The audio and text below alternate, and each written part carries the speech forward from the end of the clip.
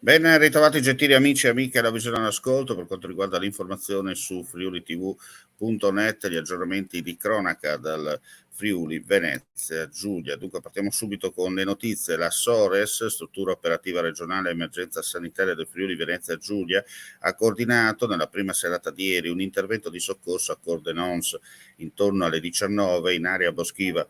Un uomo di 31 anni che stava facendo delle esercitazioni di tree climbing, potatura arrampicata su albero, è caduto da una pianta da un'altezza di 4 metri, riportando un trauma alla schiena. È stato trasportato in automedica ambulanza all'ospedale di Pordenone in codice giallo per tutte le cure e vista la dinamica importante della caduta per una valutazione di potenziali traumi tardivi.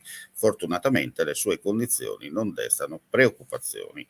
Restiamo nella provincia di Pordenone per un'operazione di polizia giudiziaria. Tra l'altro è in corso una conferenza stampa proprio nella sede della questura mentre stiamo andando in onda, perché nella giornata dello scorso sabato gli agenti della squadra mobile della questura di Pordenone hanno dato esecuzione a 3 provvedimenti di fermo emesso dalla procura presso il tribunale di Pordenone da parte del dottor Raffaele Tito nei confronti di 3 rumeni, RV di 43 anni, MM di 41 e IP di 40, tutti con precedenti specifici, ritenuti gravemente indiziati di aver commesso 7 furti pluriaggravati nei confronti di altrettanti esercizi commerciali siti nella provincia del Friuli Occidentale tra il gennaio e maggio 2022.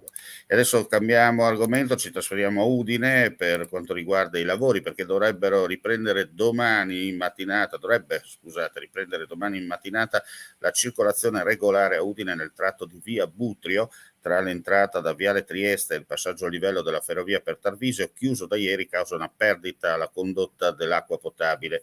Tecnici del Consorzio Acquedotto del Friuli Centrale hanno già sistemato il tutto, permettendo la regolare erogazione.